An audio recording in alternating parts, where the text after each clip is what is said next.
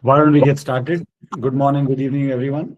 Welcome to today's community podcast. Our guest today is Dr. Janhavi Melinkeri, and the topic is something that I'm sure the fact that you're here on the call means you're excited about it and very keen and intrigued to hear about it. And it is going to be a very fun conversation. So, before we get started with that, let me just cover a couple of quick housekeeping items. As always, please stay on mute, and any questions you have, keep typing them away in the chat window, and we'll make sure to ask Janvi your questions by the end of the session. If you're not already a member of the Longevity Lab, lots of good reasons to join. It's interesting experts like Janvi. You get to ask questions on the podcast as well as on the WhatsApp group, and it's free. Easy to just scan the QR code or click on the link which Sneha or Nivedita will post in the chat window. Our guest for next week is Amandeep Khurana, and I invited Amandeep to be a guest on this because he is someone who has gone through a very similar journey as I have, and has tried to figure out and advocate for himself. And it's a pretty fascinating journey that I'm sure a lot of you will resonate with, will identify with, and I think you'll find his journey and his take on how he has navigated all the challenges very, very, very well. So make sure to join next week. All right, over to our expert for today, and that's Janhavi Melinkeri. She's her bio is up on the screen, and it's a shortened version as always. But I wanted to just add that I've had a chance to get to know Janhavi through the co-founder of the Longevity Lab, Rashida, and she spoke very highly of Janhavi. And so when I had a chance to speak to Janhavi, it became clear why she is viewed so highly and regarded so highly. And I think over today's conversation, you'll all get to hear her thoughts, her take on things, and her gentleness and humility in how she thinks about these things, how she manages the lives of her patients who are all mostly kids. And so without further ado, Janhavi, welcome to the community podcast. Thank you so much. I'm excited to be here, and thank you for the very nice intro. Lovely. So Janhavi, let's start with the fact that you have not too long ago been a kid and a teenager yourself. Yes. And now you manage the emotions and you help the kids and teenagers deal with those emotions that you can identify with. But since you grew up, even in these few years, there has been a lot that has changed. And so if you were to just compare and contrast, what was life growing up for you? What are the challenges you face versus what are the challenges being faced today? Honestly, it's very difficult being a child in today's age. I think we had it really easy. Today, there's a lot of stimulation that children go through. There's a lot of pressure. There's a lot of stress that probably we had, but not as much. I know, like, you go to school, you come back. After that, you still had your free time. You could play. You could go have fun. Today, you look at kids, their days are jam-packed. School is, there's a certain expectation of you have to get those many marks, you have to get this admission. US universities ask for portfolios. Indian universities, admissions, the cutoff is 99%, 100% in the good university. So that's a lot of pressure for children. I don't think when we were growing up, of course, we knew a trajectory like arts, science, commerce for the longest time, at least till 10th or 11th. That was the aim. Then probably figure out, then go for those classes. I've had children who were 3.5 years old who went for some 3 or 4 extracurricular classes, including a violin class, including a social emotional learning class. At 3.5, I think that's a lot. So that one pressure. Secondly, social media it's difficult because you can't escape social media, but social media also puts that pressure on you for no reason. Earlier you knew 50 people around, probably your classmates, your neighbors, that's it. So the comparison was limited. Today there's social media, people from all over the world. You have access to so much information. There's what they call FOMO. Somebody else is doing, why am I not doing it? Or why am I not able to do it? Somebody else is singing, I need to sing. That pressure, I think, is a lot more in today's age.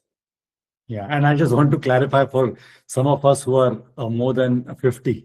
FOMO stands for fear of Fear of missing missing out. out.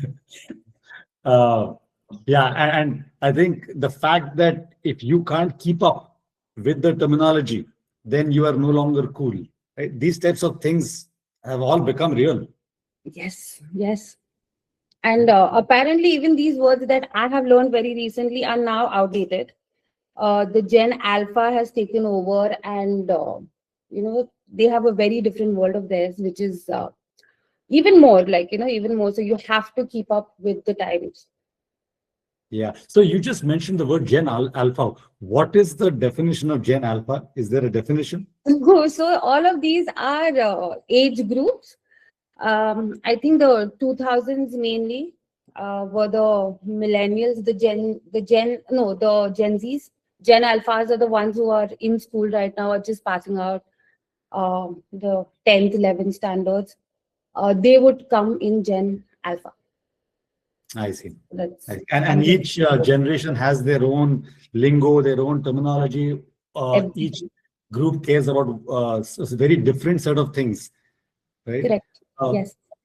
and so, given this, the fact that it's so much harder for children now to grow up, uh, what are some of the consequences of all of this? How does it show up when they come to you, when kids come to you, when their parents bring them?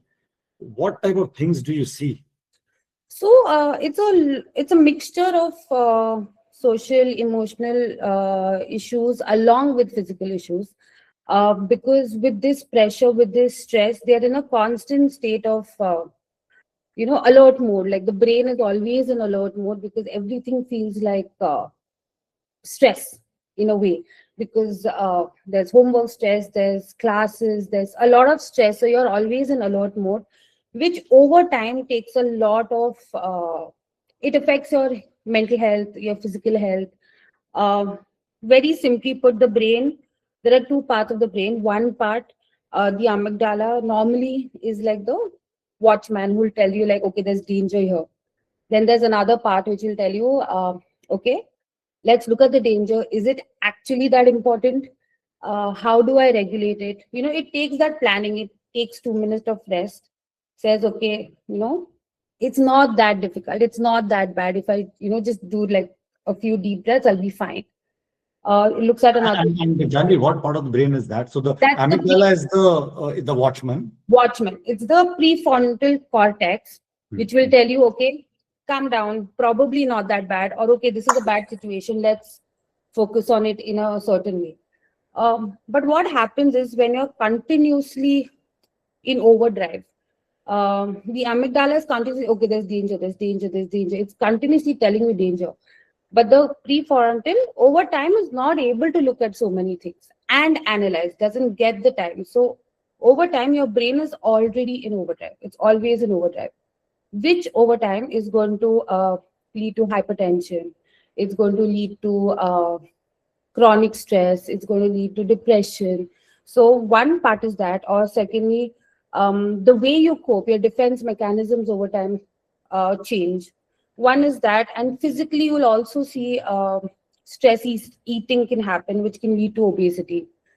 Sometimes when you're in such a high zone, the body reduce a sense of cortisol. It's a hormone which is going to let you deal with that. When you're stressed out, you need when you're in the flight or fight mode, you need the energy. That energy comes from the stress hormone called cortisol. So if cortisol is high over time, it can also lead to sugar related issues. So it can cause type 2 diabetes, it can cause obesity. This probably today you will not see. If a child is in stress for, a few months or probably a couple of years, initially you might not see it, but it will over time, um, you know, 5 years down, 10 years down, you can start seeing this. And then that translates into adulthood. Yeah. So I think you made a few very important points there, Janvi, that I want to maybe summarize for the group. One is, there are two parts of the brain. I mean, there are many parts of the brain, but the two parts that are most impacted uh, is the amygdala, which is looking out for your safety. So everything looks like danger to it. And then there is the prefrontal cortex, which tries to logically reason, okay, this is not that big a deal. It's okay if you let go of this. The prefrontal cortex is also something that develops later on in life. And so as a kid, your amygdala, I think, is very alert, but Very you early. don't have the logical reasoning to deal with all of this information. That same information, if you got it later in life, you'd be able to deal with it, which is one Correct. of the reasons why I also see there are a lot of legislations that are trying to be pushed. No one has been very successful. I think in Australia, finally, they have been successful. But Hmm. in Australia, they have said kids below a certain age cannot be on social media. Like it's a Correct. law, it's not a guidance. And Correct. so, uh, because they know that kids can't deal with this constant stress. So that is, I think, one big point. Now, how much you can keep your kids away from social media is a different matter. There may be laws and all of that, but can you actually do that? So that's one big part. But the second important point you made is that things that start showing up, for example, to deal with the stress, the body releases cortisol. Hmm. Uh, and it's a coping mechanism which is very important and very good in the short term. But if it Correct. continuously happens, then over time it will translate into high HbA1c, which means your chance of becoming diabetic are higher as you get older. But it all started when you were young. Correct. And that is something that many of us did not have to deal with. So while some of us may have become diabetic, it's the stressors started later in life. Now, because it's starting so much sooner, just the level of health is coming down dramatically. Is that a good summary of the key points you Yes, made? yes, yes, it is exactly that. And also, we can actually see it, right? The amount of type 2 diabetes patients have, the age limit has reduced drastically. We have people in the 30s, um, getting diagnosed with type 2 diabetes and all, which translates back to how the lifestyle was, what were the stressors like. So, if you're always in the high alert mode, it can lead to that. Yeah, Yeah. yeah. So practically, when I'm sure you see a wide variety of cases, right? Uh, and like there was one interesting thing I heard from a pediatrician in the US, and I'm assuming it's not very different in different parts of the world because social media is everywhere. Correct. And she said that, and she's been doing this for about 25, 30 years. She said that with every passing year, the cholesterol levels are going up in younger and younger kids to the point where she said that it's unfortunate, but they are having to give statins to kids as young as 8 years old, which, and she's a very conservative doctor. She does not like to give medication. But she said if you're seeing cholesterol levels of 200 and 300 in kids when they're 6 and 7 and 8, you have almost no choice but to deal because, uh, what are you going to tell them? Don't go to social media. They're getting their peer pressures and all of that. And so what is the sort of the breadth or scope of cases that you see in terms of health issues? It's a lot. It's a lot of cases that we see. Probably not the physical health because I don't deal too much with that, but even emotional and mental health, so much. We've had children, even the number of ADHD cases has risen so much in the last couple of years. Generally, if you look back at their lifestyle, it's majorly the lifestyle. There are children who cannot eat food unless there's a mobile phone in front of them. or unless they're scrolling on something.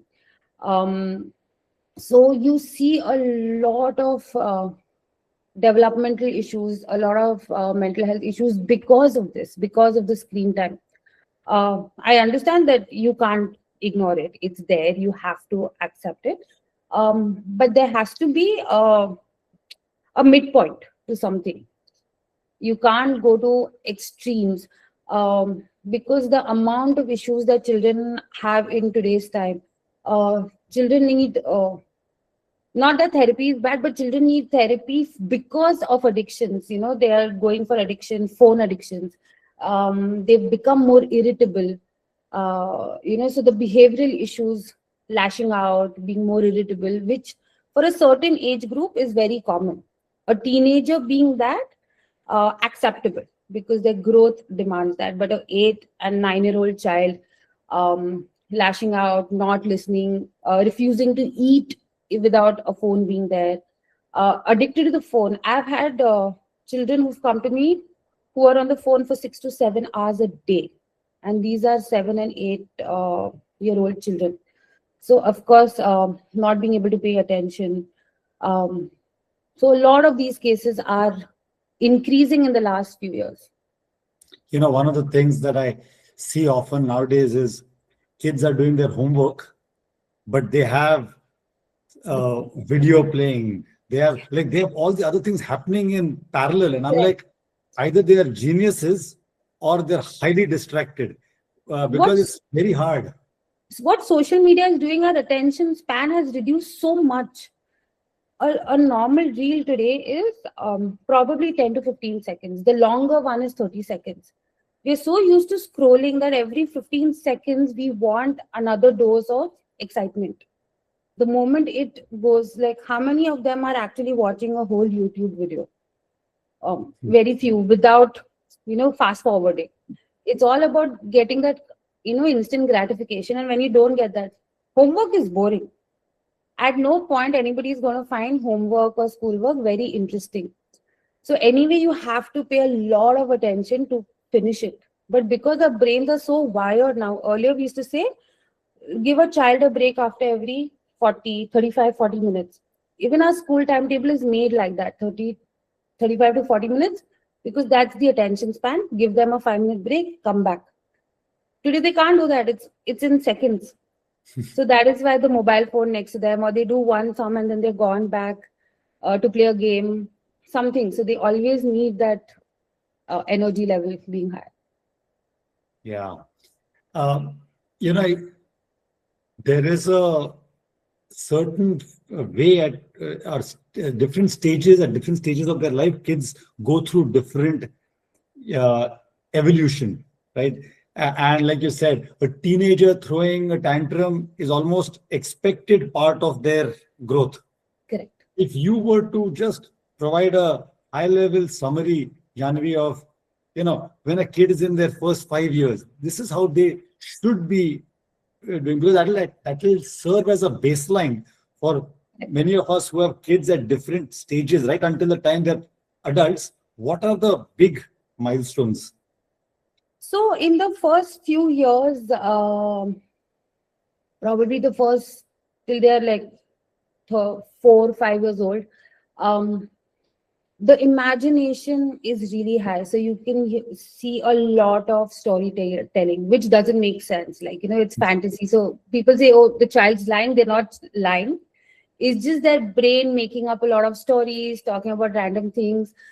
So you also have to be careful about what the child is saying. Is he actually telling the truth? Because sometimes it's like a fun world that they've created for themselves. There's a lot of that. There's a lot of experimenting that they want to do with different things.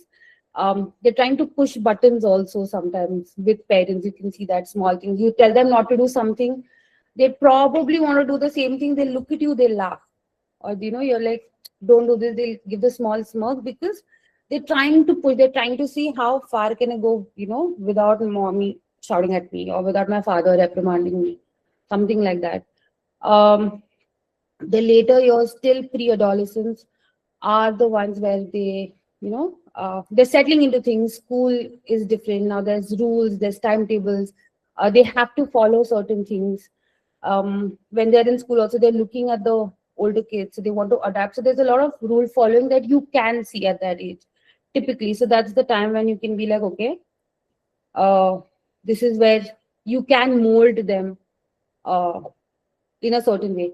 A lot of questioning, they're going to question a lot because they're seeing a lot of things. They're seeing their elders in school, they're going for classes, they're seeing a lot of things. So that's a lot of curiosity that is being built in them. So a lot of questioning, and just saying because I said so is not going to help at all. But why? But why? That questioning always come. You say anything, they'll be like, but why? But you did that. Why are you telling me to do this? So all of that And this is 5 to 12. Is that the age group around? around, yes. Hmm. With nowadays the age limits is going down, lower. Earlier I would say this is like much higher, like probably 13 14 is behaving. I think when we were 13 14, what we behave today, you would see the same in like 8 9 year olds. So it's coming, they're getting developed also much faster. Adolescence is all about individuality, trying to figure out who I am as a person, believing that I'm an adult. I know myself. I know the decision. My decisions are always right. You don't know anything. Especially with parents, if you say something, you must have been my age, but you don't understand what I'm going through right now. So there's a lot of that. So you will see a lot of back. I've had parents who are saying like, "Oh, but what an obedient child, suddenly back answering." Probably gotten into bad company. Earlier wasn't doing this, but now doing that. So a lot of that behavior, which is a little expected because one, hormonally they're going through a lot of changes which didn't happen earlier. So one, they're already confused. Their body is going through changes that they didn't understand. So that unpredictability is unsettling. So there's irritability, there's anger, plus there's about understanding yourself. I am different, I like this, I like that. So this is also a phase of when you grow up in retrospect, you believe like, oh, my dressing sense was so bad, my music taste was so bad, what was I doing in that phase? That's because you're trying to understand who you are as a person. Also, your brain develops fully by the time you're 18. So the risk taking ability is not there by then. So you also see adolescents till 17 18, or teenagers rather, um, doing a lot of risk taking behavior. A lot of risky behavior, which as adults you be like, what are you doing? But for them, it's not risky at all. It's fun. Yeah. Yeah. I think as you were saying this, I was laughing about this because my wife keeps saying our only job until kids become adults is to keep them alive.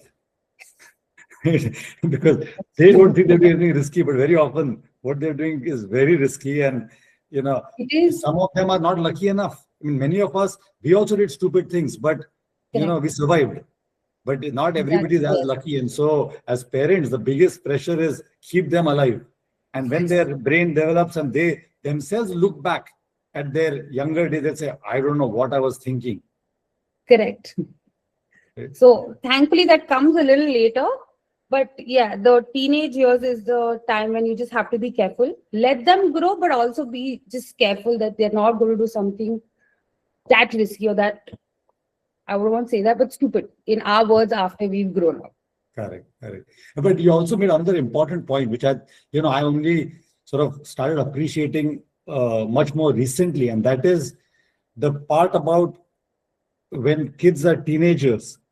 When they're young, they think their parents are the center of the universe, right? Man, my parents are amazing. And I remember when my kids were in second grade, third grade, they would write essays. My favorite person is my mom or my dad, right? And wow, you're like, wow, this is amazing. And then slowly over time, as they get exposed to the world, they start realizing that this world is a pretty big place. My parents are great, good, but not great. But then you get into teenage years and it gets pushed to a limit where not only are they not good, I think they are pretty rotten. Other people's parents are so much better. And then they actually start thinking about what do I stand for? Because until then, their values are whatever the parents' values were. But then Correct. over time, they're like, hey, I want to know what I stand for. And one way to know what I stand for is to do the opposite of what my parents say. Yes. So I get to see, right? And so you were saying this right now, and it all is becoming so much clearer about that phase of their life that you want them to figure out their individuality, but Correct. not to do it in a way that will get them, doing something silly and getting them into Correct. trouble beyond a certain point. Right? We always tell parents, let them do. You might not like it. It might not fit into your idea of how a person should be. But as far as they're safe, they're not harming themselves, they're not harming anybody else, let them be. Let them explore. And this biggest thing about learn from others' mistakes, this is not happening in teenagers. In teenagers, they have to make their own mistakes to understand what is right and wrong for themselves. So it's a very trialing period even for parents. You have to suddenly you feel like your child's grown up, not listening to you, doing things that you feel are probably will put them into trouble. Uh, but you just have to like take a deep breath and let them be. In the way when you talk to the kids and their parents, I'm sure they come to you together often, and sometimes maybe only the kids. But how much of your time do you spend counseling the kid, and how much time do you spend counseling the parent? It's majorly the parents. With kids, yes, but uh, with parents, we have to be a little understanding because they are in the developing stage. There are certain patterns that are bound to happen. There are certain patterns like they're going to push boundaries, they're going to try different things. With parents, if we are able to just figure out what is happening, help them with that. Like, for example, if a child is having a lot of outbursts or is suddenly you realize like disrespecting or not able to control emotions as we would like, it's for us as parents, as adults, we are the role models for them in their lives. It's up to us to show them how to talk about emotions, how to communicate. If something's happening, if I'm angry, is throwing something the right way or voicing it out, reasoning it out the right way. For a child might not understand the impulse is okay, I'm really angry, I take something and I throw it because that's giving that energy outlet. But as parents, I need to understand, I need to show the way. Afterwards, they do it, not do it is a different thing, but they need to know other than throwing, there's another way to do it. If Yeah. I'm very overwhelmed, I don't know what I'm feeling, probably not feeling, can't voice it out. So I'm already irritated. In this way, as a parent, what can I do? And I am with them a lot of the time. So what can I do to help them understand what is the emotion I'm going through? Why do I think I'm going through that? Once that path is clear, voicing emotions, talking about it, communication, a lot of things become easier after that. So majorly with the parents to understand what is happening, and then also with the child to probably also give them a few tips and tricks, coping mechanisms, defense mechanisms to understand what is happening with them and why are they behaving the way they are. Yeah. As you were saying this, I remembered one interesting piece of advice I got uh, when my kids were younger, and that was, kids don't care about what you are saying. They look at what you're doing, What are you right? doing? You can't Correct. give them all these gyan sessions of be a good human being and do this. Unless you role model, like you were saying, Yeah, they don't care what you say. They only look at what you do, and they are very smart. They figure out exactly what you do, and they exactly. will hold you accountable when you ask them to do the opposite of what you yourself are doing. Exactly. At least when we were children, probably our age, we couldn't question parents as much. But today's children are going to question you. Yeah. If you are in a certain mood and you behave in a certain way, and when you're talking to them, you tell them, "Oh, don't do that." They're going to question you, saying, "But you do it. You did it. Why can't I do it?" So Yeah. it's better that we together say, "Okay, I'm going through this. This is acceptable behavior." Probably in the house, let's keep some house rule. Today you're feeling sad. Let's all of us sit and write a journal. And you as a parent also write a journal in front of them and talk to them saying, I'm feeling sad, so I'm going to take 5 minutes to write a journal. Let's talk up to 5 minutes. So when they see you doing that, they're going to understand, okay, this is another way to express my emotions. Yeah. So, as you were saying, I was thinking to myself, does the experience, and this is from your perspective as a doctor who sees these kids, does it change for both the kids as well as the parents, and maybe more for the parents, as a function of the birth order? So, are they harder with the first kid because they're still learning versus the second kid that they're now, at least they have some clues? Clues. Correct. So I think recently I was talking to somebody that the birth order is so important. You can see in people's personality over time who's the first child, who's the middle child, who's the second, the youngest child, because one, like you said, the experiences that they have are very different. With the first child, it's almost like experimentation, even from the parent side. They know, they're just trying to figure out. The second child, they know, so um, they understand, okay, if I, for this certain behavior, suppose the first child has done something, I've reprimanded them at that moment because I thought that's correct. With the second child, I've realized with experience, like, okay, without reprimanding also, that behavior is going to go away. I won't reprimand my second child. So that, you people feel like the second child's more pampered, or they get their way around a lot more than the other, the older child. But that's just because of experience that the parents have with the first one. So it's the experimental child. Um, then the other one, like the little chill Yeah. parenting that you get. Yeah, there was a joke that I once heard where a person, a woman, a couple have like 6 kids, and the first kid, puts a coin in their mouth, and they like call 911 and say, "Hey, what happened? Let's take it out." And they panicked. Every kid did it. By the time the 6th kid did it, they just said, "Hey, that's coming out of your pocket money allowance for this month." Right? So the parents' attitudes change over Change so time, right? much. Yes. So it's not surprising the youngest kids sort of realize that they have to figure out most of the stuff on their own, whereas the oldest kid gets a lot of the A parents' lot more. attention. Like I also have, parents coming to us and saying like the grandparents are very, when the grandparents were parents, they were very strict with them. But the moment they become grandparents, they're very like, I didn't get it, but they're letting the grandchild do all of this. They're letting them behave in a certain way. But that's also because the grandparents have seen that whatever I did, the child has turned out okay. There's no need to be that strict, or there's no need to be that scared or overprotective. So as grandparents, they become then, yeah, you have your fun. You Yeah. get away with that. I think I know there are quite a few grandparents on this call, and I'm sure they're hearing this with great joy, and they will pass this clip along to their kids saying, "Hey, it's okay for me to play the role that I'm playing."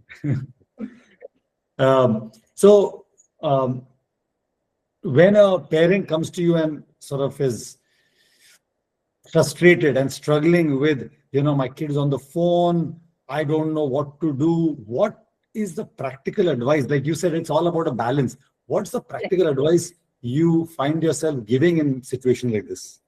So one thing is, you cannot give your child a phone free life, a laptop free life for a long time.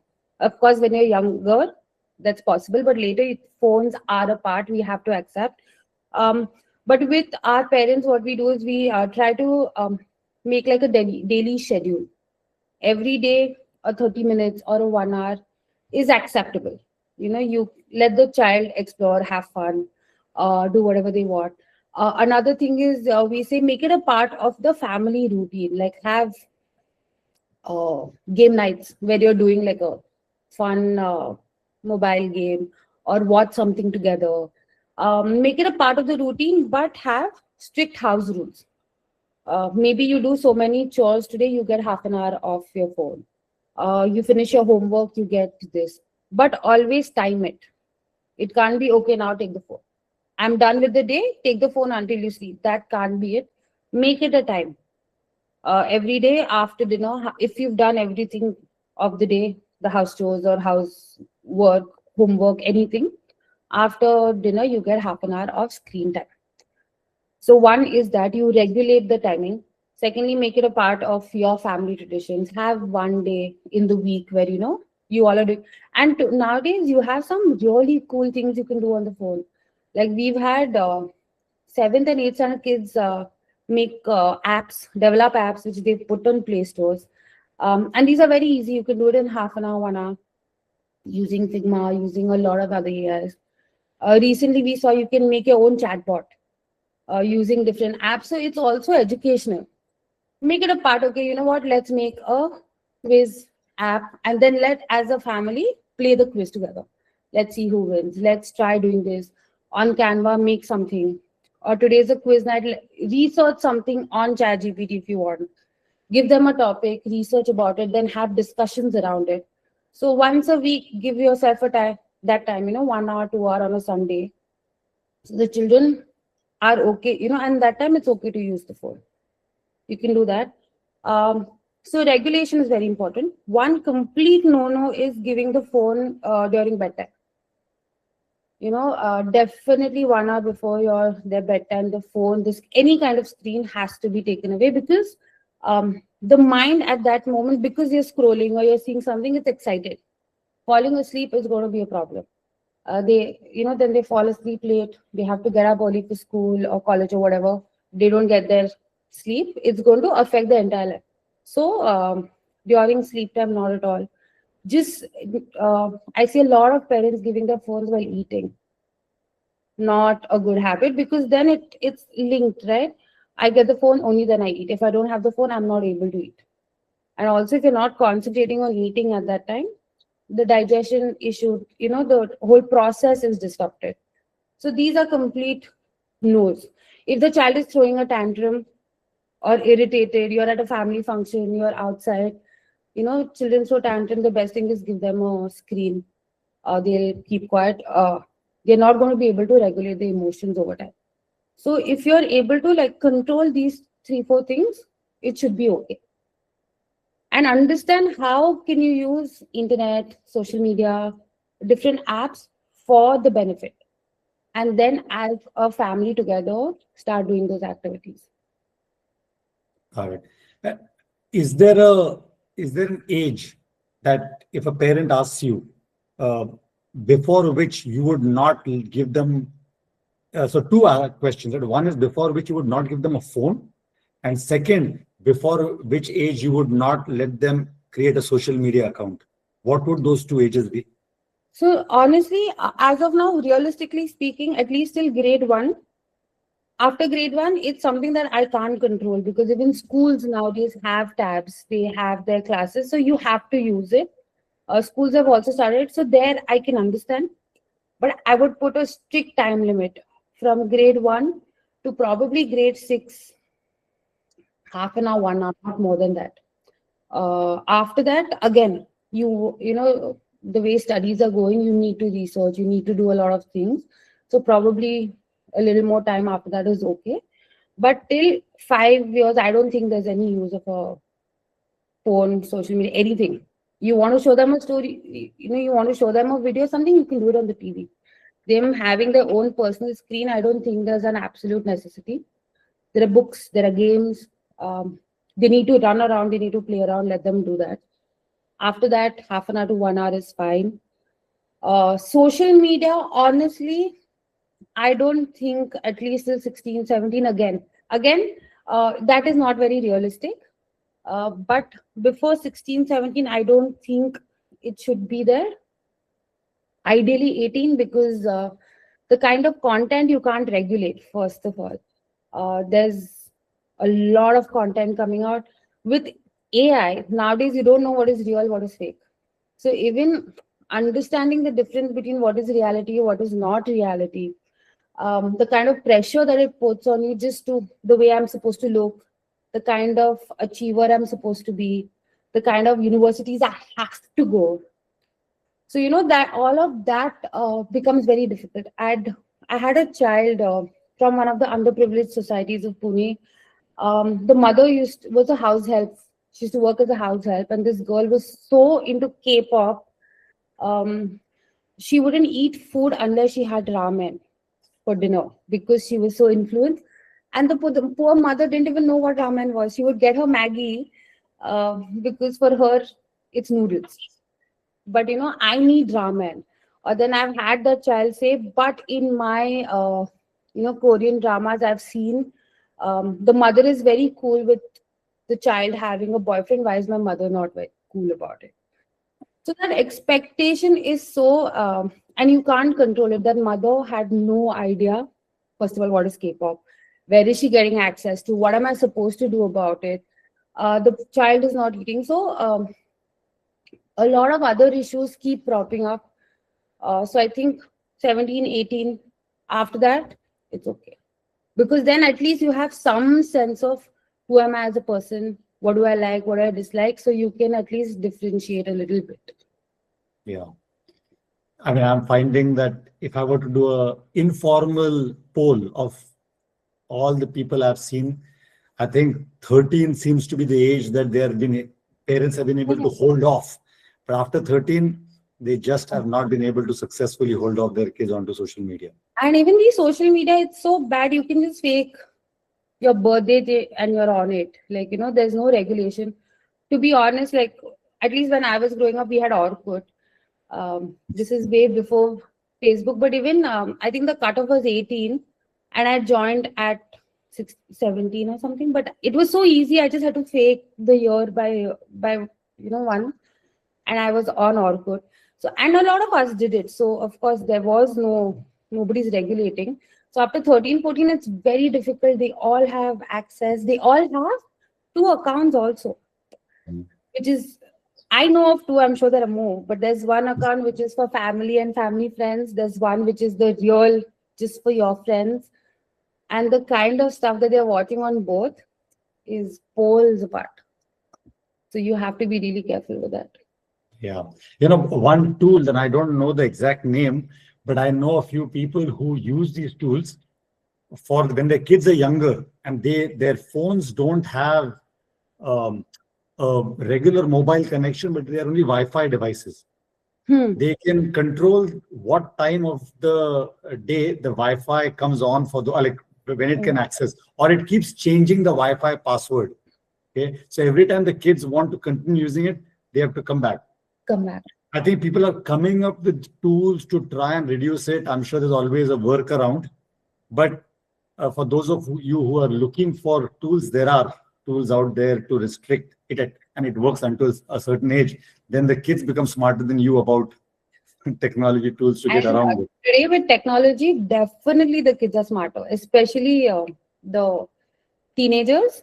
Yeah. They definitely are smarter. So we have to, one is open communication is the best thing. You have to talk to your children about, even if you think it's not right, why do you think it's not right? What are the things you don't want? What could happen? What are the repercussions of it? Talk to them. Today's kids also are very smart. They will understand. They'll do it, not do it is a different thing, but they'll at least listen. They'll at least respect instead of just like putting those rules or putting those regulations. With the younger children, you can, fool them a little bit, put these, but teenagers, you have to talk to them, have the open communication, or at least tell them whatever you're doing, let me know. I won't shout at you, I won't reprimand you, but let me know. So you are at least aware of what all are they doing, what are their friends generally talking about. Even if you're aware of what's happening, I think is good enough as of now. Yeah. You brought up a very important point just now, which I was going to ask you about, which is, I remember when we were growing up, and I think this is true for all generations. As a parent, the number one thing a parent cared about is who are your friends, what type of company are you keeping, because that will help determine whether you're going to get into trouble or not. Correct. Now, how you do that is not easy, right? Because kids don't like their parents snooping into who are your friends, why do you hang out with them, what do you do. Have you had any experience dealing with situations where kids had to be extracted from friend circle that were not good for them, and how was that process? So much, because for a good 3 to 4 years, I've worked as a school counselor with high schoolers. So it was the 8th, 9th, 10th. grades, the three grades that we worked extensively, the kind of issues we've seen, the kind of behaviors we've seen. We've seen children, suddenly, like we said, first of all, teenagers, their behavior is going to change, but suddenly social circles changing, pushing boundaries. We've seen a lot of it. Um, the parents have tried to get them away from friend circles. We, as counselors or teachers, we used to see the change, and in our heads, we're like, please don't, move away. But you can't do anything. You can't. First of all, forcing is definitely not going to help. Uh, don't be with them because not a good girl, not a good boy is going to get you in trouble is not going to help. What is going to help is communication, talking about things. There are certain behaviors that, suppose for violence, there are violence is something that in this house we do not like, because that is something that we all are against. We think it's not good, it's going to affect you or it's going to harm you. Talking about why do you think it's not right, what will happen if that happens, is very important, so the children know what are the boundaries in the house. Secondly, letting them know that if at all you get into that behavior, coming back and talking to me is very important. If the child is going to feel like, okay, if I do something wrong and I can't go back to my parents, trying to hide that mistake, they're bound to make another mistake, then another mistake. Yeah. So even if they're in so-called bad company, but if uh, they feel like they can come and tell you, you can at least regulate, you can at least have some control over the kind of behavior they are displaying. Let the friends do whatever, but at least I know my child, uh, you can do so much. Or they all like to go out and all, great, have fun. But in our house we want everybody to come at 10 o'clock. If they are, for example, they are staying away till 11, good for them. But in this house, our rules are we have to come at 10, because for us at night we don't feel it's safe for children to get out. So please be sure, if you're going to be more than 10 o'clock, let one of us know, we'll come and pick you up from wherever you are. Something like that. So they know there's always, I can depend on my parents if something's going wrong. So Yeah. that becomes important then. I'd like to share two learnings I've had. I mean, I think if I put a report card for myself as a parent, I would get maybe a B minus. Okay, but there are two things I think I did that helped a lot. So this is for those of you who might be interested. One is when my kids were in the 10 to maybe 16, 17 age group. Those are pretty critical years. They're beginning to discover themselves and all of that. I would offer, and I did this many, many times. I took each of my kids along with whoever their friend circle was at that point in time for these long road trips. I would drive them to LA, which is like a 5.5 hour drive from San Francisco. And, when you are with kids for 5.5 hours, for the first half an hour, they'll be quiet. But after that, they start chattering away, and you get a pretty good sense for what type of conversations happen. You quietly listen, you don't interfere, and you learn. And I think I got a pretty good sense. And I did this for each of my kids multiple times. And I could see the evolution of their friends. And, every now and then they would run into a friend that was not great. And I would afterwards, a few days later, I would say, do you want to hear my opinion? And the first reaction was, absolutely not. What were you prying into my conversation for? I was like, you know what? I was in the car, I heard, but it's okay if you don't want my opinion. Couple of days later, they would come back and say, so yeah, tell me, but you better not be too critical. And what I learned in that, they were actually open to the feedback. They are also looking for validation. And I would spend a lot of time saying, what, these friends are amazing. I love how thoughtful they are, blah, blah, blah. This one thing I just observed, I'm just giving you a heads up that this person seemed a little bit whatever, right? Correct. And when you are willing to give that feedback in a very non-threatening manner, it helped. But I think going on these long road trips was one thing I learned. And the second thing I learned was along the lines of what you were saying, which is I and my wife and I both did this very consciously, is to make our house the go-to place for them to get together.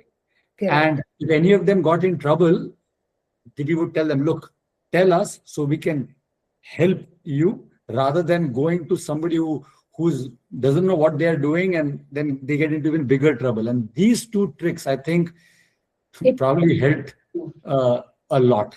definitely, like even for us growing up, my house was the go-to house. So all my friends would come home. So I'm sure my mom knew everything going on all of our lives. But in a way, it helped. It helped because you were always, you know, that bond one is created. So your children will not be afraid to talk to you because they already know that conversations have happened. They're aware of that. Secondly, with this, which you were saying, like, talking to your child about, do you want to hear my opinion? um, Great way, because slowly you're easing them in. Sometimes what you can also do is ask them, like, why do you think that person behaved in a certain way? Try to get that point of view in general situations also. Why do you think this is happening? Or you see a show and you're seeing some kind of a behavior that you think that my child should not get into that behavior. Asking, like, why do you think this is happening? One, they will always have a perspective about why that behavior is right. So you get to know, okay, this is how they are thinking, which probably could have a positive note to it. Maybe we are not thinking in that way. Actions are coming out wrong, but the thought process is right. It could be that. Or secondly, it makes them also wonder, like, oh, okay, why would that behavior have happened? Maybe there was another way. So you're giving them that chance to think also. And Yeah. this works especially with the older kids, not the younger ones, but older, you can always talk to them like that. And then they feel like, oh, my parent is treating me like an adult. So, Yeah. I can trust them more now. Yeah, I think that's a great point. Now my kids are 25, 23, and 19, and I can see that they have now gone back to that thing of my parents are not that bad. Right? So for those whose kids are younger and are wondering when is this going to end, it does. We all ourselves are examples of that, and I can see that now as a parent as well, that they do come around and they come back and tell you the same thing that they completely disagreed with 5 years back. Now they'll come Correct. and say, you know what, actually that was pretty good advice. So Correct. that's for whatever that's worth. I know there is a question, but before that, one last question from me, and then we'll go to if there are any audience questions. Is, with AI coming in such a big way, and you sort of alluded to this, it feels like on one hand it's a great tool to learn, right? You can use it to learn, but I find that we've already learned things from the fundamentals, from the basics, that Correct. we have a way to think about AI, Yeah. how to differentiate between what's fake, what's real. At least we have some tools. We might not be perfect, but we have some tools. For the kids who are growing up now, they have not been given the opportunity to Correct. learn things the right way, and they get immersed into AI. Correct. What is your take on that? What can one as a parent do about it? Um, so this is extremely tricky even as parents to understand, because I think on one side we ourselves are trying to understand AI and how it's working, what to do with it, and how is it going to affect us. And then we have children who are just born with it. So I think the best thing is, where possible, talk to them, like show them, like, this is something that you can use, this is something you can't use, not use right now, probably you can use later, something that is safe to be used. If as parents we can, for the younger children, we can just, like, not show some sites, block them, like you said, you have those Wi-Fi tricks and all. If you can, as of now, at least, still we know how, what is the extent, because it's growing so much. Even we have to be aware of what are the apps that can be used, cannot be used, what is the information that is okay, not okay, what is real, fake. You can, with the older children, it's just the communication. I think if you have a good open communication with the older kids, and right now for this age, I would even say 14, 13, 14, because I've seen these children, the thought process that they have, they're very clear, they understand, they have a sense of uh, researching, they want to know, they're curious. So talk to them about, what, um, I think these websites, there are there is benefits, let's use it in this way. Let's Yeah. not, the ones which we are wary of, let's research more about it, because it's upcoming. What is AI, how has it evolved? Even just talking to them about it, saying like the ones which we don't know, let's explore together. Yeah. Let's understand what is good and not good together. Then we'll figure out if you can go ahead with using it, not go ahead is a different thing. Yeah. So doing it as a group will help. I think that's great. That's great insight, because one of the things I've found is if you're willing to show your vulnerability to your kids that, hey, even I don't know the answer to this Correct. question about AI or anything for that matter, and you're willing to learn it together with them by saying it, let's learn this together, uh, their level of relatability to you, they think, okay, you know what?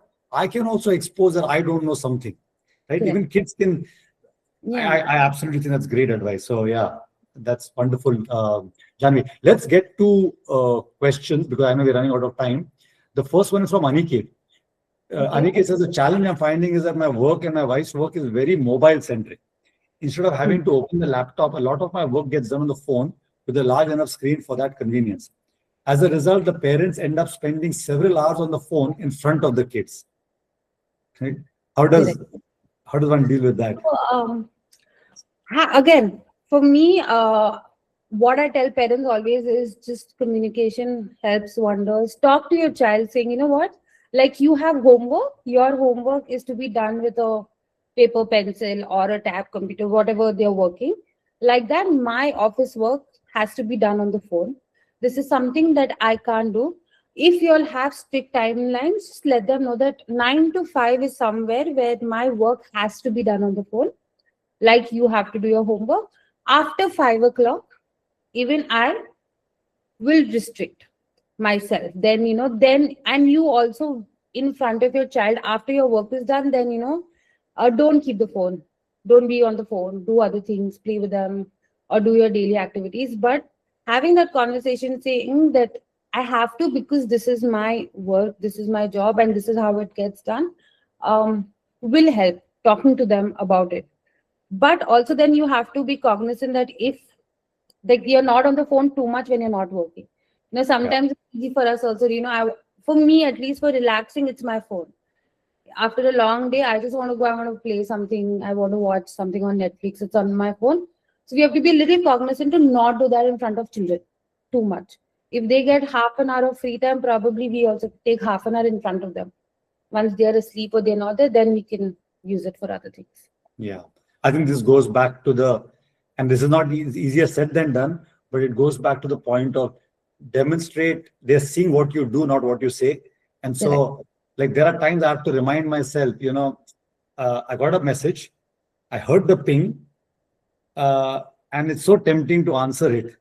Correct. But I'm like, if I don't answer it for the next half an hour, is it Yeah. going to change the world in any meaningful way? No. So, but you have to very consciously think about it and Good. hold yourself back, because if you can't do it, your kids can definitely not do it. Too.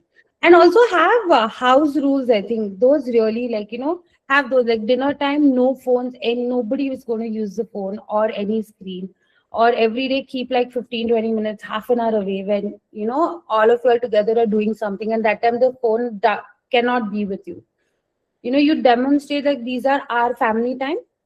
Let's do something together as family, even if it's just reading. The 3-4 of you all are just with a book, individual book, reading together.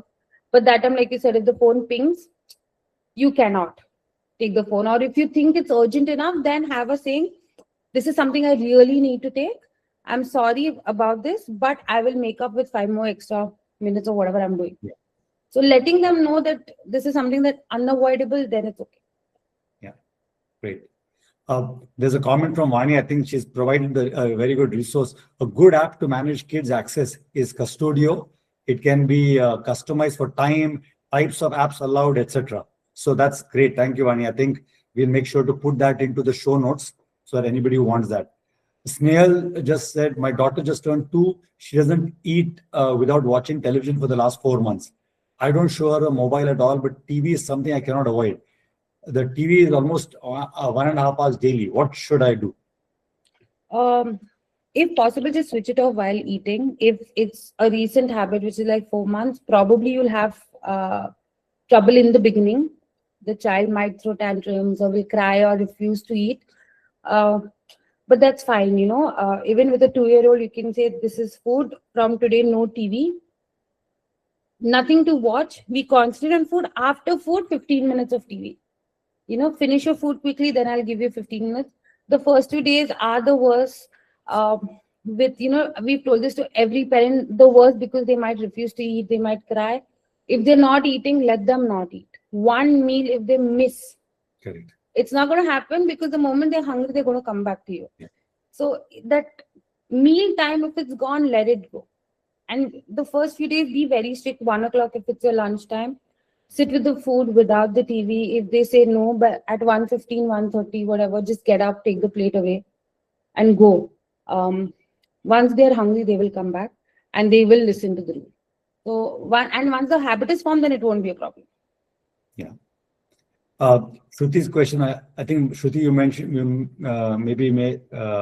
said, can listening to stories also become an addiction? Listening is not that bad, because with TV, it's a very visual thing. You're getting very excited. Listening can be okay, but my general suggestion would be, while eating, probably don't have any kind of media around. Talk to them, tell them stories if you want, if they're really young. Have the conversation, because while you're eating, if the concentration is on eating food, digestion, eating right, that's going to help the system better, the digestive system better. So listening is not While as important. sleeping, yeah. While sleeping, it should be okay, right? Yeah, sleeping, yes, Yeah. because it's going to put them off to. Thank you. There's no- Yeah, yeah. Yeah. Great. I think that was the last question. If there are no more questions that come up, I think this was amazing, Janhavi. Thank you so much for the very, very thoughtful, insightful comments. And I had promised everybody that it would be a great conversation. And I think from the love you're seeing on the screen, I think people enjoyed it. So thank you so much. A lot of us have either young kids or grandkids, and I'm sure they'll all take some of these lessons you provided, some tips, some guidance, and try and use it in our day-to-day life as parents. Thank you so much. It was lovely talking to you. Yeah. Perfect, Janhavi. Thank you. Bye. Thank you. And Bye. good night, everybody else, and good morning for those in the US. Bye.